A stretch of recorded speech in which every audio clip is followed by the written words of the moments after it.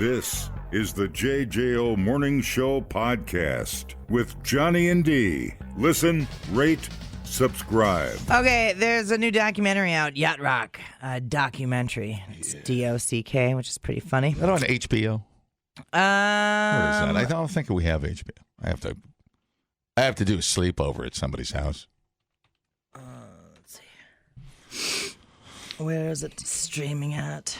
Stream, my little bird. Yeah, it's HBO. Stream. I think you can use Ski's login.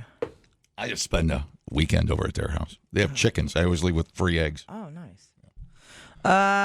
Anyway, Kenny Loggins and Michael McDonald tell the story about how What a Fool Believes happened. Do you know that song? Oh, yeah. And how it almost didn't happen. So apparently... You never saw the little Yacht Rock series they used to do on Jimmy Fallon? No. God, that's like, oh my God, early 2s. It's been around forever. Yeah. Yeah, they're very funny. If you get a chance, you YouTube that baby. So What a Fool Believes won a Grammy for Song of the Year in 1980, FYI. Right. When I first heard Mike McDonald, I said, I got to write with that guy. The first thing we wrote together was What a Fool Believes, which is like the quintessential yacht rock song of the era. Still trying to figure that out. So I was playing things at the piano while my sister was cleaning my house. And then just as I was about to head up to his front door, I heard the da da da da da da da da da da, and he's singing shoop shop shoop because there were no words. And then when he got to the end of that part of the verse, he stopped. And I said, I'm thinking about playing this for Kenny. What do you think? She goes, I don't know about that one. And she goes, you might think you're trying to write a circus song or something, you know. And just at that moment, Kenny was outside the door, and the doorbell rings. And I said, that thing you were just playing, can you play that again? I think I know how the next part goes. And if it had been 10 minutes later? If it had been 10 minutes Song later, of the year, I would have Song never of the played year, it for him. you know? Yeah, his sister didn't like it, so he wouldn't have showed it to him. They should have kept the original lyrics. No kidding, dude. We still be arguing about that today. No, it is a great song. I think I know what he's trying to say.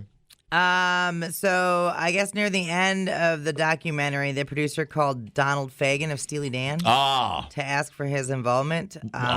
Those guys are they are above it all, dude. They're too cool for school. Mm-hmm. Yeah. Well, Michael McDonald did take part in the documentary, FYI, but Donald Fagen.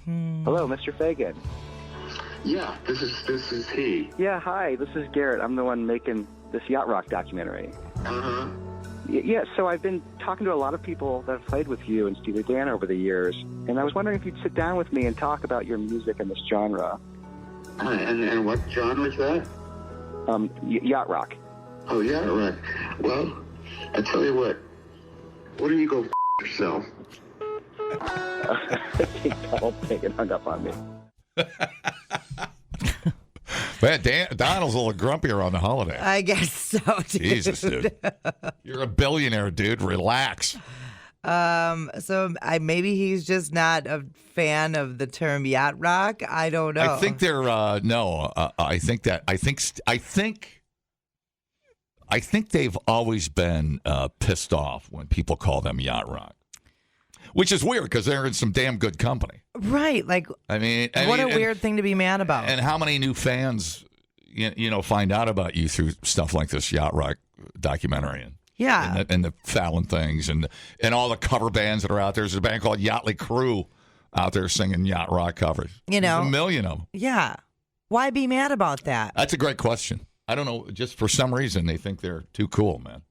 Steely Dan. They don't want to be compared to Little River Band and Air Supply.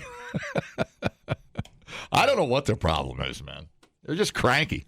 Just cranky. I don't know if it's because they never embrace it, man. Well, yeah. I mean, accolades are accolades. I mean, why wouldn't you just enjoy the spotlight for a minute? Right. No matter how you get it. That's too cool for the room kind of attitude. I mean, are you a Steely Dan fan? Sure. Take him or leave him. Yeah. You know, like I'm sure I know their music. If it's in yacht rock, I'm sure I've listened to it. But whatever. The great yacht rock debate. How many hours will we never get back arguing whether Steely Dan's yacht rock? Yeah, I can see. Yeah, I couldn't name you any of these songs. I mean, I think Steely Dan is at least on the cusp of yacht rock. See, you can't. There's a weird hierarchy in yacht rock. It ain't Bob Seger, and it ain't REO Speedwagon.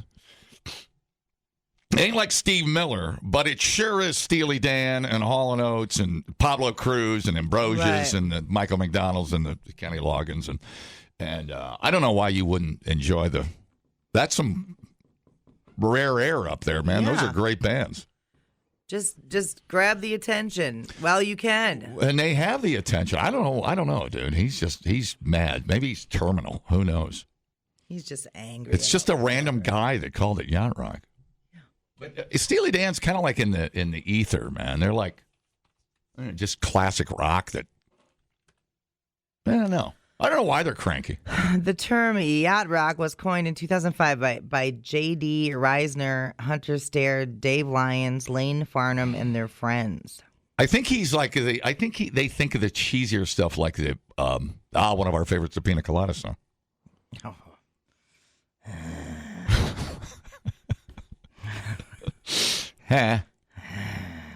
But I wouldn't lose any sleep over it. No. They're obviously not losing any sleep over it. But it's more of a, I don't know, is it fair to call it sophisticated? More of a, how do you, in your own words, describe yacht rock? It's more of a cool, like 70s. It's definitely an era. It had to be the era. Yeah. You had to be in the era to make it work. It's why new bands don't make it in the yacht rock. The term was used in a short film series called Channel 101, and then online. The term was intended as a lighthearted way to describe the adult-oriented rock that seemed to exude a privileged opulence. The term evokes the breezy marinas of Southern California and the stereotypical yuppie yacht owner enjoying smooth music while sailing. Yacht rock is characterized by albums with guys on boats on the cover, songs about sailing, their floral shirts with collars, glossy production, breezy vocals, bouncy rhythm, pastel dinner jackets, very little acoustic guitar, a lot of Fender Rhodes electric piano. Yeah. It's and they weren't necessarily love songs per se. And by the way, Steely Dan material was a lot darker than if you want to go down that road. Mm-hmm. Yeah, they were always singing about like it was my old high school, whatever, like the creepy uncle or something, and Steely Dan wrote differently. 1975 to 84 is what they're putting yacht rock to. That's about right. Yeah, sure. All right. Well, but I like. I think I owned Asia, that album. Never did get that cover. I don't know what that was on that cover. It was like a ribbon or something, some lady's thigh or something. I don't know what was going on there. But yeah, their songs are a little more depressing than What a Fool Believes. Sure. Or You're the Only Woman. Or Kiss on My List. I don't know. It's weird. Of all the things to be mad about. Yeah, just they're ruining. They're going against the very reason yacht rock is cool. Right. It's not very yacht rocky of you, dude. Maybe we don't want you. On second thought, screw you guys. We don't need your pissy attitude. We're on a yacht drinking martini. People, relax. What a complete waste We are killing it online. Have you guys checked the comments? of cyberspace. Smoke That Skin Wagon says, you guys are killing it. The JJO Morning Show Podcast. We're internet sensations. Johnny and D, nowhere but JJO. All right. So, did you guys see the video of the fella in Arizona at the amusement park? He was on a roller coaster, and his lap bar released. And so he stood up and he jumped out of the roller coaster because there was a big drop coming. Mm-hmm. So he made it to an emergency staircase at the peak of the ride, seconds before the cars were going to take the plunge. So I'm glad he's okay. But hey, let's just reinforce the fact that we don't do roller coasters. That's right. Here he is explaining what happened. It was just adrenaline, and I didn't want to die that day. I heard a click noise that was different from the chain taking us up the hill, and I checked my lap bar, and it released. It could have been one of the 11-year-olds. Could have been somebody older, not as agile, right?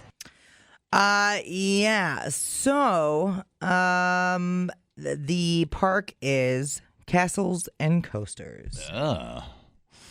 And you know what? There's not really a lot of regulations in place. That's what I saw at the end of the video. The news reporter lady goes, and by the way, state of Arizona, they ain't no regulation or agency to check on the roller coaster. Well, you probably should say that a couple of times so people know to make an informed decision. They should probably have that posted at the park, actually. Yeah. This coaster has not been inspected in 3 years. No state regulation. Scary. Scary as hell. I don't know what our rule is. I think here you have to be inspected. I think. And there's little cornfield county fair roller coasters. Let's see. Teacups and tilt-a-whirls. I think they have to be inspected. Roller coasters. Roller coaster of love. Let's see, inspections. As amusement rides must undergo daily pre-operational inspections and visual inspections during assembly. During assembly. See if there's a guy from the state standing there in Wisconsin, and if the guy putting together the little mini roller coaster has 6 or more cotter pins left, they don't let him start the roller coaster. No spare parts. Yeah, I don't know. They let you get away with up to 6. After 6, they shut it down. Yeah. I'm gonna have to dig deeper into. It's funny. You say he heard a click. Yeah. Well, see, when I go to the Dells and I ride Pegasus and what's the other one, Cyclops. I don't only get a click. Yeah. I get a clack. The clack is what scares me. Man. I'm like, what? That's not normal. But isn't that everybody's? That's your biggest fear, isn't it? That you're flying off going into the curve, out of the curve. Your safety harness comes undone, and then you're just launched into. Well, if you know, I can't remember which roller coaster, but I remember the ones in the Dells are kind of nerve-wracking because the cars are loose on the tracks. They're not. Yeah. They're not tight down on the rails. Right. Like a steel. Traditional. Different technology, I guess, but it does add to the fear factor is higher because there's that one coaster, not the one that goes underground there on the main drag in the Dells, but the one behind it, and you ride it and you're up top there going around that corner, and you just think to yourself, this is the end, and if this car comes off, I'm not going to stop till I land in Linden Station. You know what I'm saying? Oh yeah, it's crazy how loose those cars feel. Why I don't do none of that. It's not a great feeling. No. Or is that the way it's supposed to be? I think that's part of the appeal. I think that's part of the appeal. But when the appeal goes wrong and it becomes reality. Can I see your certificate of completion here? And I say, show me the jug of parts. And then I go, okay, there's only two bolts, 2 screws, two nuts in there. That's probably okay. Chihuahua. I'll tell you what. I think your instinct would be to trust the system and stay in the roller coaster car, wouldn't you? If the lap band that was like holding you in came loose and it's literally lifted up. Right. Yeah. And you can't get it clicked down. And the first drop is coming. I would think getting the hell out of there would be your priority. That's pretty good presence of mind, self-preservation. Right. And if that would have been on a giant hill. Right. Would you have done that? Or do you think centrifugal force would have kept you in the car? Yeah, I don't know. You imagine going up over the top of one of the... Well, it was a loop. It was also a 360. Yeah. I think he would have went flying out of the car. Right. So he was like, dude. Like a refund. But like he said, if it would have been what if it would have been one of the kids? Yeah, right. You know A kid would have went flying out, I think. Right. That's pretty incredible. Mm-hmm. See, if you were like a 400-pound guy, you would have just like gravity keep you in the car. I guess, yeah. Your thighs would have just pressed into the car or the thing in front of you. You would have been fine. Ay, Chihuahua. I saw that video, though, and I was like, no, dude. You don't do roller coasters? No. Can't do those. I don't like heights. Well, what is the redundancy of a roller coaster? God, we need an expert on if the bar doesn't work. Are they designed for the car at that speed to keep you kind of pressed down? I don't know. Well, then why would they have the bar there? Yeah. It's the wildest coaster on earth. There's no harness, no lap strap, right? No lap bar.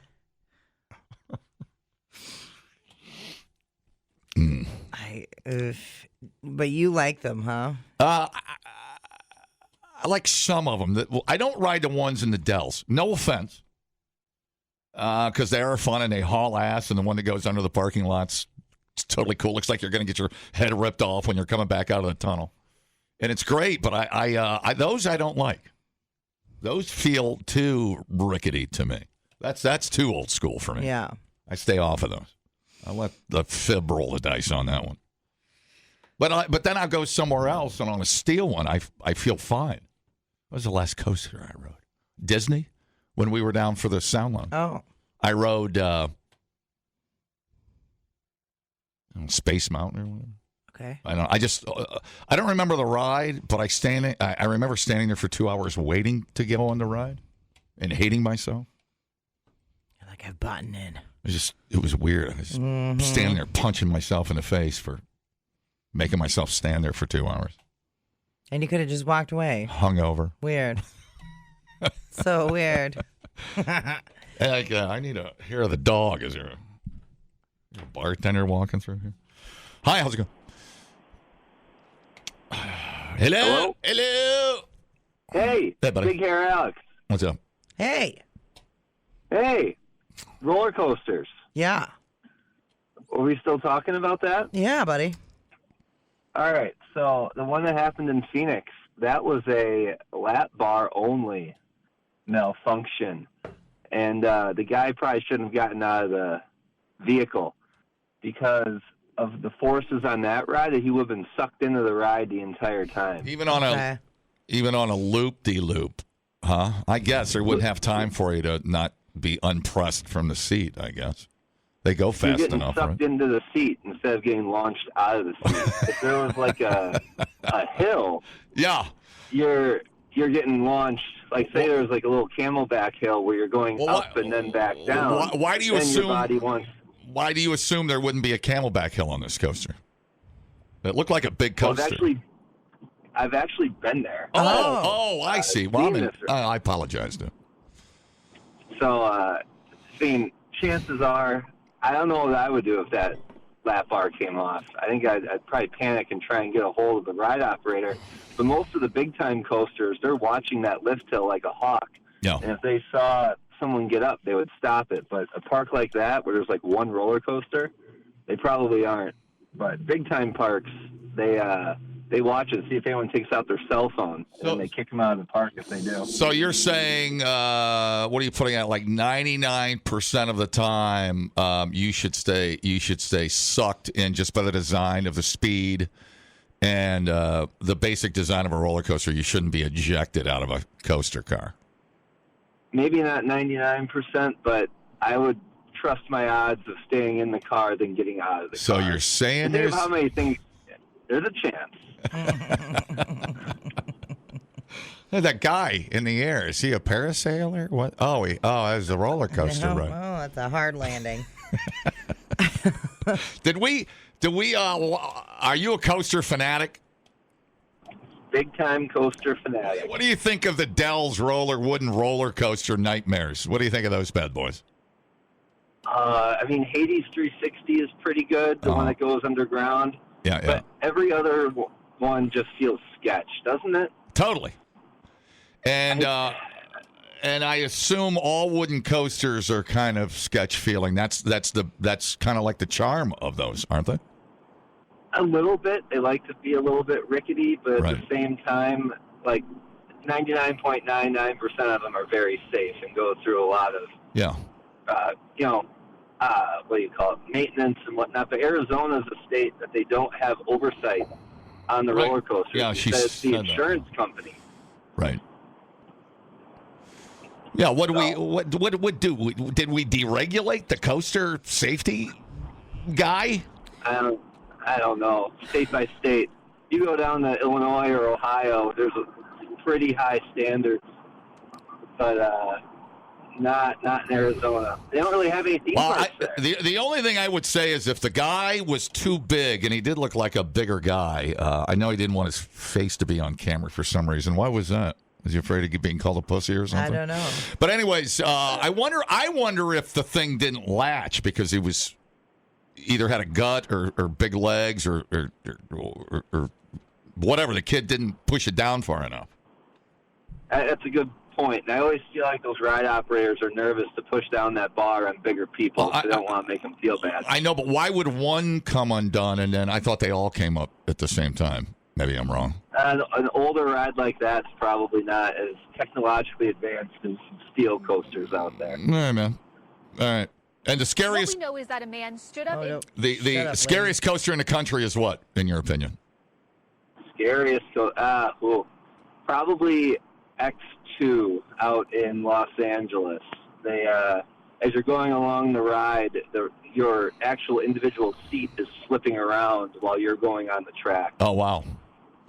Okay, so according to you, in conclusion, as we solve the roller coaster, dilemma of unregulated chaos, if you're not stuck upside down, you should be okay.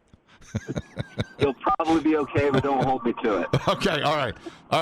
Well, that's reassuring. All right, thank you. All right, see you in a few weeks. That guy knows his stuff. In 2 weeks? What are we doing in 2 weeks? What are we doing in 2 weeks? What are we doing? Are we going somewhere with him? I don't know. Hello? Call back. Not another vacation with a weird listener. Oh, God. In 1981, a budget bill stripped federal oversight of fixed-site rides in a move known as the roller coaster loophole. This amendment left it up to individual states to set regulatory measures for permanent amusement parks and water parks. Some states have enacted strict regulations, while others remain without any. Yeah, I would stay away from the loophole-regulated states like Arizona. I would just cross those right off the list. So since 1981, we were like, meh. Yeah. Jesus Christ. Yeah, I mean, that little voice. It's why I stopped riding that thing in the Dells. That thing, the car that they pull down on rubber bands. Oh yeah. I trusted it. It made me. I had like vertigo for 2 days. I was like dizzy for 2 days, dizzier than usual. Lap bar came loose a few years ago in Arlington, Texas. Six Flags. A woman flew out of the coaster and died. Oh wow. What? Yeah. So, but what he's saying, the caller, the guy I guess I'm going somewhere with in 2 weeks. Yeah, look at that. Nice surprise. Is that as long as the thing is up to coaster speed, it seems like everything might be fine. But that guy wasn't willing to. You know how you won't die? On the ground. Stay right there on the ground. I don't know if I would have had the wherewithal to step out of a roller coaster. Yeah. I don't know. I mean, right. And you just have to make a quick decision, you know? Yeah. Like so you just pray for centrifugal force and hang on. Or you're like, I'm out of here. Peace, bitches. And everyone on the ride's like, why is he leaving? You know? That would make me feel real good about it. I wonder if what he was saying or just focused on getting out of that car, his specific car. Right. And he should have said something like, I don't know what he could have said. He just, save yourselves. Yeah, he could have thrown. Right. It's like, thanks for the heads up, dude. Right. Where are you? And then off goes your car. Mm-hmm. Body's flying. Damn. See, this is always funny because it didn't happen to us. Right. See how we work? We thought uploading to the cloud was something completely different. The JJO Morning Show Podcast. Johnny and D, JJO. You know what an earworm is, right? Earworm. So it gets stuck in your skull. Yeah, it's a song that gets stuck in your head. Oh, yeah. And so Christmas songs are infamous for that, right? While there is a 40-second audio track called the Earworm Eraser. Oh. And listening to it can supposedly get songs unstuck from your head, which is awesome. Because I don't know about you, but I've had it where like I'll have the same song stuck in my head for like 3 days. It's terrible. I'm sorry. Don't worry about it. Please don't apologize. It's constantly changing tempos, time signatures, and musical styles. Although if it is that stupid Hardy song, you should apologize. So it won't just become, or that goddamn Jelly Roll song. Anyway, it won't just become another earworm to replace the one that you're trying to get rid of. The Earworm Eraser is on the YouTube machine. A lot of people up in the comments say that it has worked for them. But some people say it didn't, which is the internet. Okay, are you going to play? I haven't heard this. Yeah. I'm going to give you the lead in. Okay. And then you can start the earworm eraser mode. Okay. Tell me when you're ready. I'm ready. Last Christmas, I gave you my heart. The very next day, you gave it away. Da, da, da, da, da.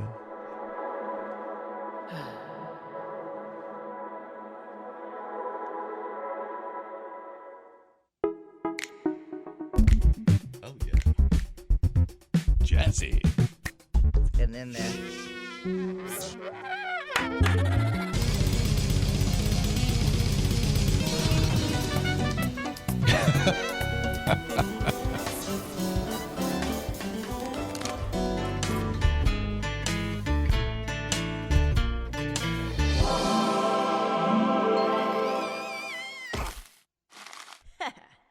That's it. I think I see what they did there.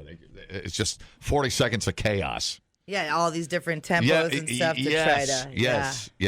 It definitely throws off your. You're trying to anticipate the next thing in that 40-second clip, and then you're forgetting about what you were listening to. Right. Yep. Totally. Psychology. Pretty cool. So give it a try next time you've got a song stuck in your head that you want to get rid of. It's just Earworm Eraser on the YouTube machine. So give it a try and let me know if it works for you. No, I do that. Stupid Jelly Roll song gets stuck in my head and I hate it. I just want to lay down in traffic when it happens, really. Oh, my goodness. You could just stop listening to it's not it can be any song, any type of genre. They're not saying Christmas. It's just Christmas, so I'm thinking it's Christmas songs. Right. Well, and Christmas songs, I mean, just notoriously get stuck in your head just because I think it's because they're so repetitive, really. Right. I don't know. My girl Dolly Parton recently named the #1 country artist of all time by Billboard magazine. Wow. Yeah.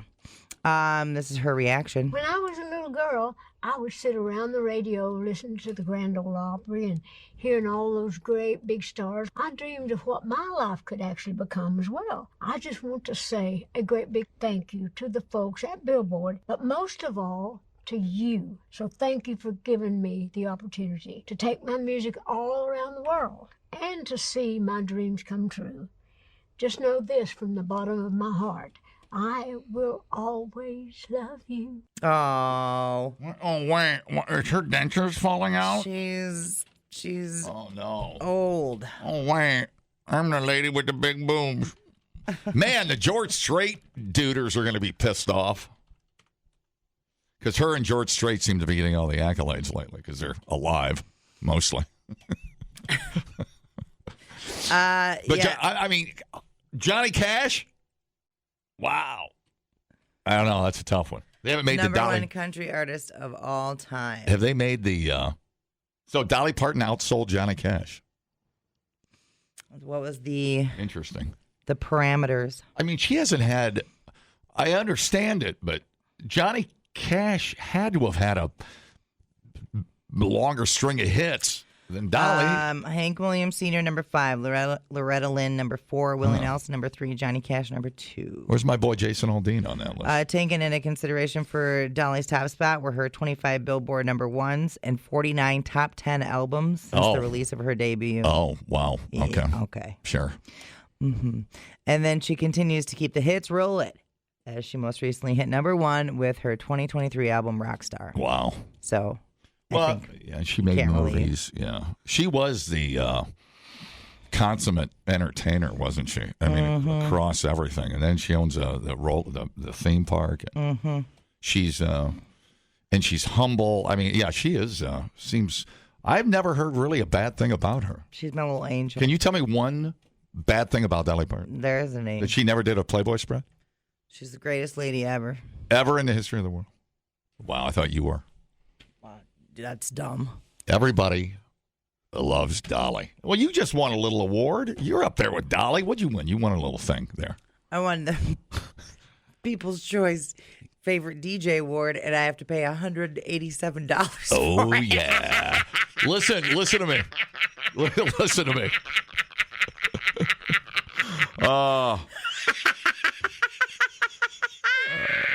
Man.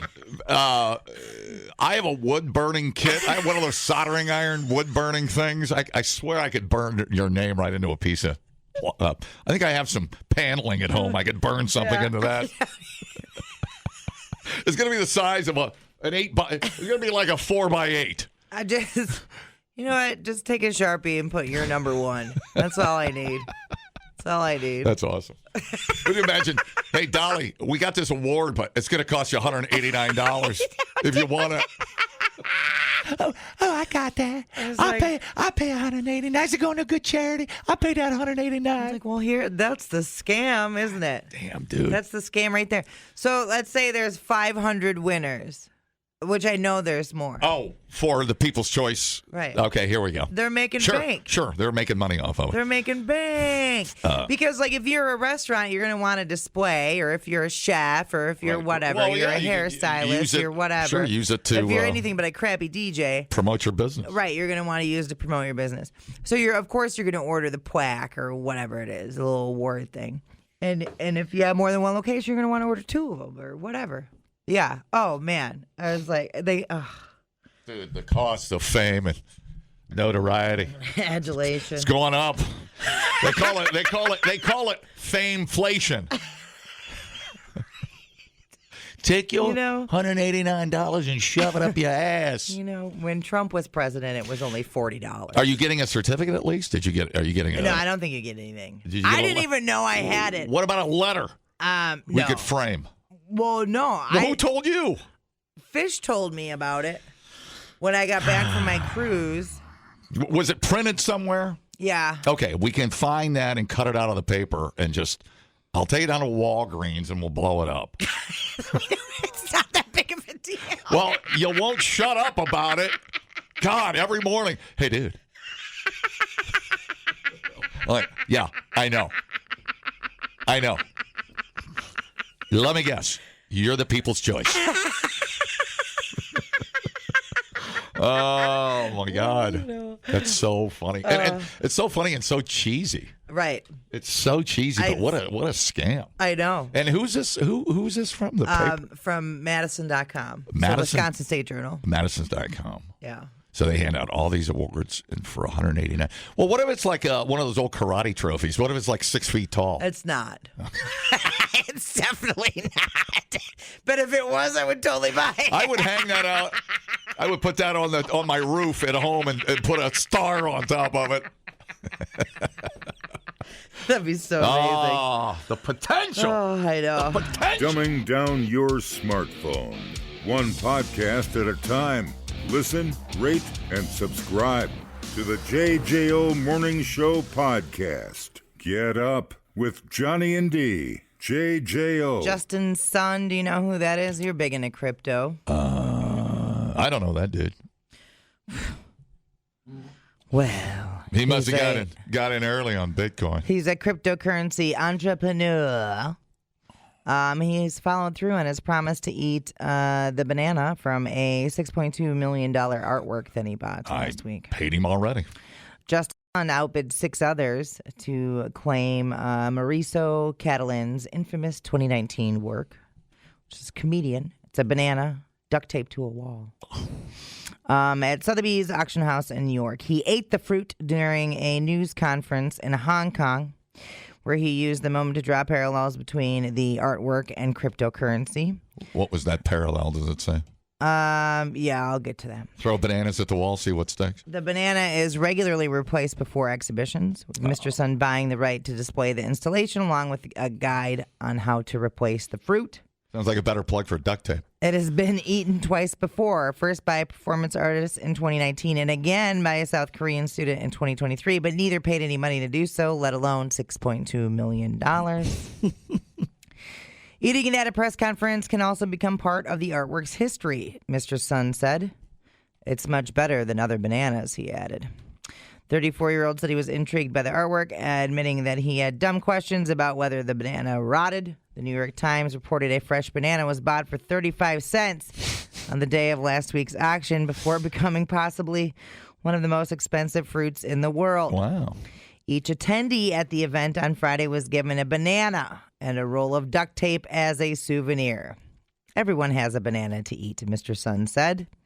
He runs the Tron blockchain network. Tron? A service where users can trade in cryptocurrency. I think I've heard of that. Cryptocurrencies are digital currencies that operate independent of banks, offering the potential of very secure, decentralized transactions. Mr. Sun compared the artwork and other abstract pieces like it to NFTs, pieces of digital artwork that have no intrinsic value other than what's prescribed by people. NFTs can be traded on platforms like Mr. Sun's.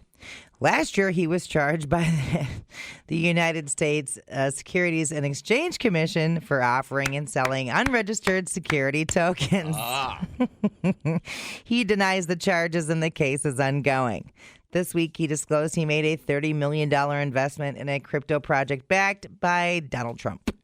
That's why Trump wants to make some rules for crypto, because there's no boss. Yeah. There is no king. It is decentralized. The fruit vendor who sold the banana is salty. He's salty? He's the banana. The guy in the corner.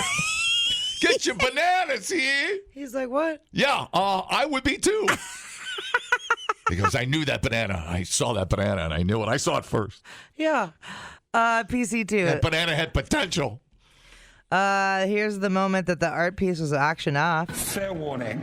At $5,200,000. Jen, the Catalan is yours. Congratulations. Thank you very much indeed. Paddle number 17.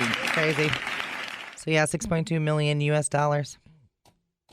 And then what was the parallel to crypto? He was comparing it to the NFTs. Oh, I see what you're saying. Yeah. Okay. Nonsense. Stupid. Well, it's all, yeah. But then when you're a billionaire, it's $6 million. What's that, lunch? Is that like lunch money? You know? $1 billion. And like you said, so now he's part of the history of that piece of artwork. It just becomes How many times can you spend, and I'm asking this legitimately, and I'm not going to look it up because it's not that important. How many times can I go out today and spend $6 million at a crack before I go through $1.5 billion? I don't know. I'd have to bust out the calculator. It's a lot, though. The difference between a millionaire and a billionaire is considerable. It's dumb, isn't it? Yeah. It's like you have to spend seriously $5 million a day, and it would take you 10 years. That's crazy. Yeah, it's stupid, isn't it? That's crazy. Bananas. I know. I love the banana. $6.2 million. Look at this. Look at you and your potassium loving ass. I'm trying to get my cholesterol down. I will sell this to you for $1.25, which will buy me some Funyuns. You should probably eat the banana. It's a deal. Save your life. Listen. Yeah.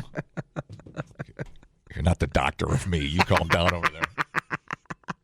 I know. I want Funyuns so bad.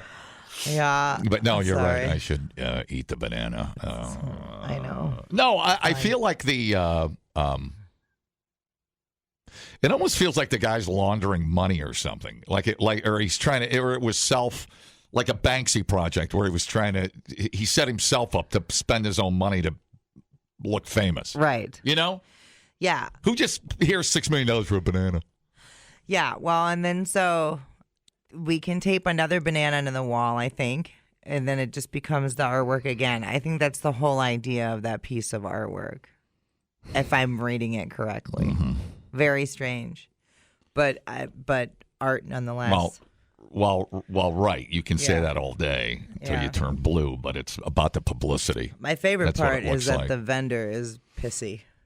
The banana vendor is mad that he only got 35 cents. You can't be mad. You sold the banana for 35 cents, and then what happens with the banana after that is out of your control. Psh. Be mad about your 35-cent banana. Get out of here. Well, then you start to wonder how the crypto dude's going to make more money off of this. Does he sell it to another crypto guy who puts a fresh banana on the wall? And then he gets his 10 minutes of fame? So 167 times, that's it? That's all you'd have to spend? Oh, how many times? 167 times. Oh, I could have a lot of fun at a casino. Yeah. Where's the high roller room? Feels like it should be more than that. $1 million a spin. Your odds are great. Oh, yeah. All right. Fine. Craziness.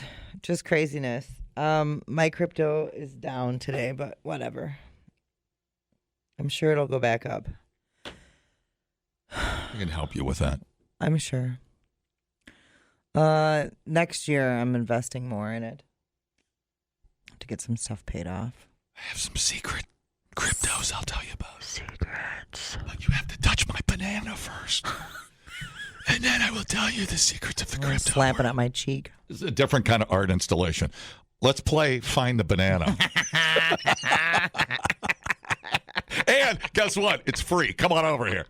You're going to love it. You're going to love my little banana art. The JJO Morning Show podcast with Johnny and D. Listen, rate, subscribe. Catch a new show every Monday through Friday, 6 till 10 a.m. on 94.1 JJO or streaming anywhere in the JJO app. Johnny and D. Nowhere but JJO.